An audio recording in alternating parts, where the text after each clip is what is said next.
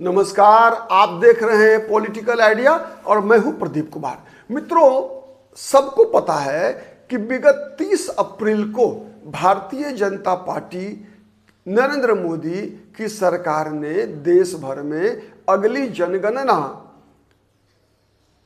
जाति के आधार पर कराने का फैसला कर लिया है। कई लोगों ने कहा कि भारतीय जनता पार्टी झुक गई, कुछ लोगों ने कहा कि राहुल गांधी के आगे झुकी, कुछ लोगों ने कहा कि यह समाजवादियों की बड़ी जीत है। लेकिन क्या आपको लगता है कि नरेंद्र मोदी और अमित शाह की सरकार किसी विपक्ष के नेताओं की रणनीति के आगे झुक जाए? ऐसा संभव है?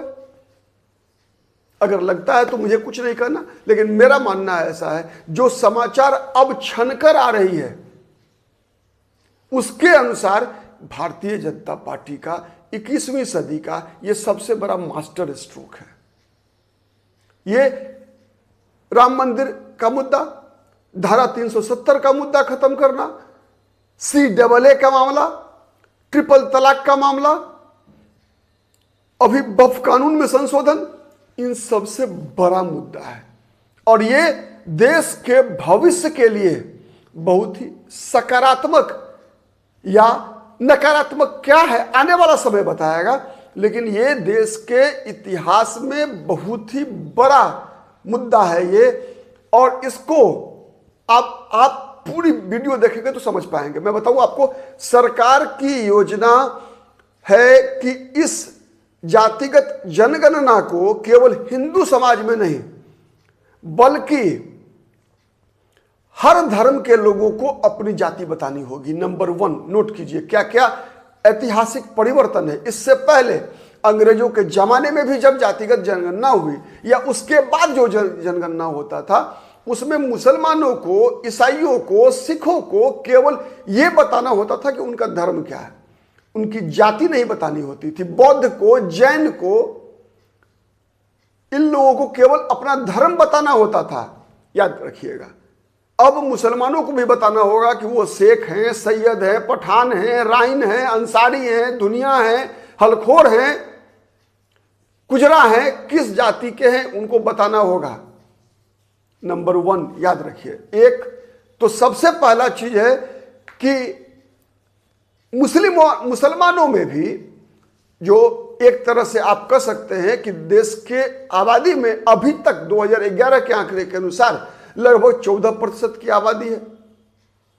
इन 14% में उनके अंदर जो शेख, सैयद, पठान है, उनकी आबादी लगभग 4.8% है, लगभग 5% से कम। लेकिन राजनीति में 95% कब्जा इन 3 जातियों का है मुस्लिम राजनीति में। नौकरियों के मामले में 90% से अधिक हिस्सा मुसलमानों में इन्हीं 3 जातियों का है। इसीलिए आपको याद होगा कुछ दिन पहले नरेंद्र मोदी ने पसमानदा मुस्लिम समाज की बात की थी। निशाना नंबर 1। नंबर 2, भारत सरकार की स्पष्ट योजना है कि ये जातिगत जनगणना से प्राप्त जितनी भी सूचनाएं हैं सबको आधार से लिंक किया जाएगा। मतलब समझ में नहीं आ रहा है? थोड़ा सोचिए। जब ये सभी सूचनाएं आधार से लिंक होंगी, हर कुछ डिजिटल होगा,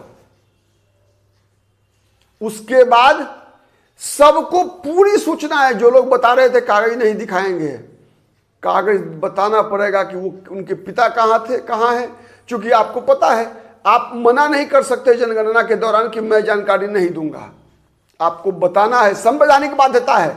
संविधान की बात करने वाले लोग कि संविधान से देश चलता है, उन लोगों को ये अच्छा पाठ पढ़ाएगा। आपको जानकारी देना पड़ेगा कि आपके पास खेती के लिए कितनी जमीन है, आपके पास आवास के लिए कितना जमीन है, आप कहां के मूल निवासी हैं, आपकी मातृभाषा क्या है। आपको बताना पड़ेगा कि आपकी मातृभाषा बंगला है या आपकी मातृभाषा पंजाबी है। ठीक है, आप कहां के मूल निवासी हैं, ये सब जानकारियां आपको देनी पड़ेगी। आपका आय कितना है, आपके बच्चे कितने हैं, बच्चों की उम्र क्या है, ये सब कुछ बताना है आपको, साथ में जाति भी बताना है। और जब वो आधार से लिंक होगा तो अब बताइए कि एनआरसी अपने आप हो जाएगा कि नहीं?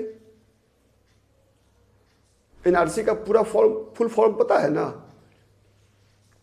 National register of citizen. National register of citizen, जिनका नाम उसमें है वही भारत के नागरिक है, जिनका नाम नहीं है वो घुसपैठिया माने जाएंगे। और इस माध्यम से जितने भी देश में बांग्लादेशी घुसपैठिए हैं, रोहिंग्या घुसपैठिए हैं, सबकी पहचान हो जाएगी। तो इसीलिए ये बहुत बड़ी प्लानिंग है।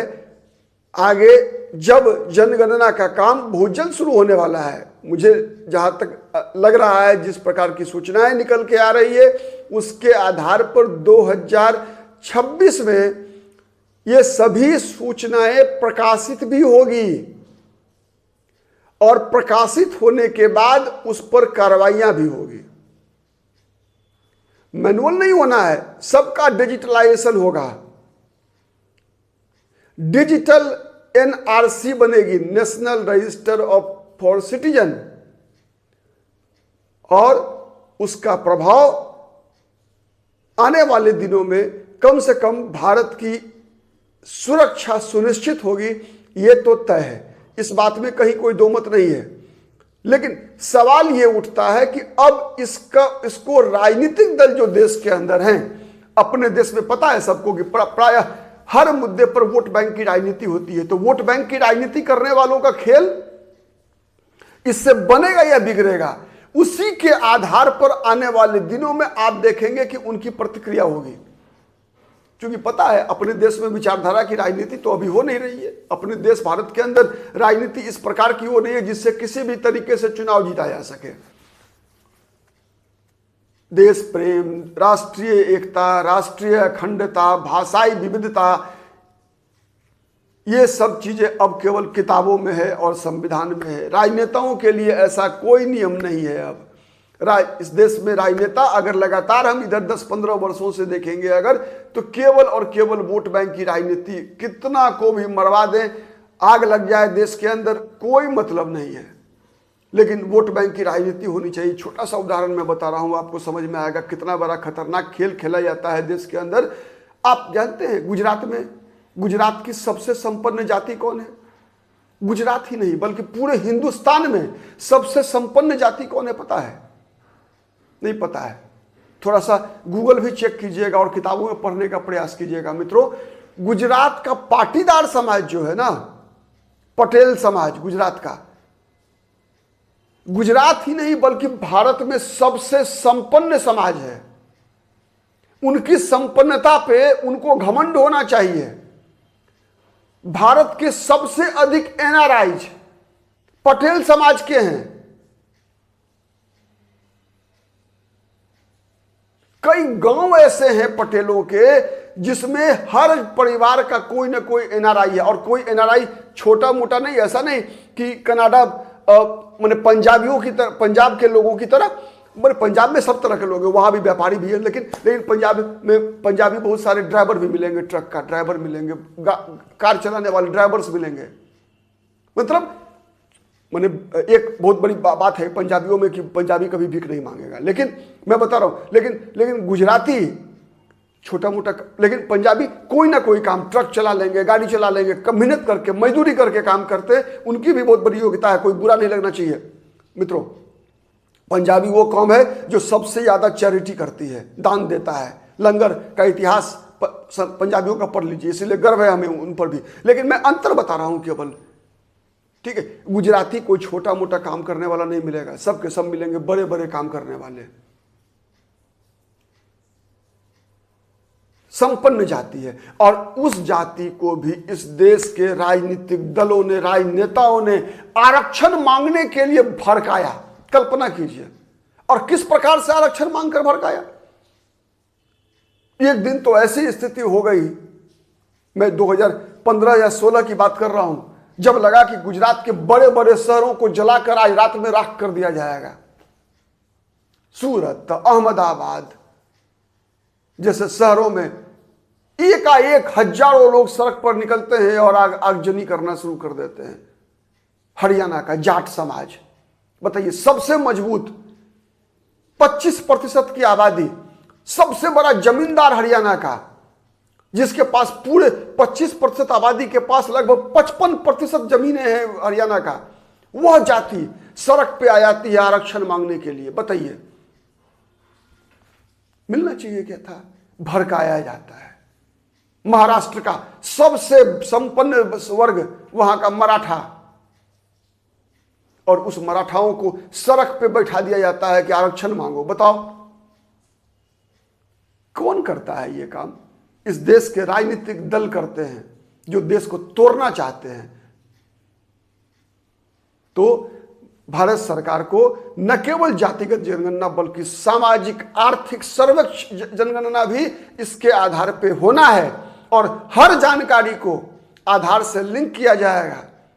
इसका आने वाले समय में अगर सरकारें वोट बैंक की राजनीति नहीं कर देश के निर्माण की राजनीति करेगी, इस राष्ट्र के पुनर्निर्माण की राजनीति करेगी, देश के लिए बहुत बड़ा एहसान होने वाला है, देश के लिए ऐतिहासिक घटना साबित होने वाली है। इस आज के लिए इतना ही। बहुत बहुत धन्यवाद। नमस्कार। जय हिंद, जय भारत।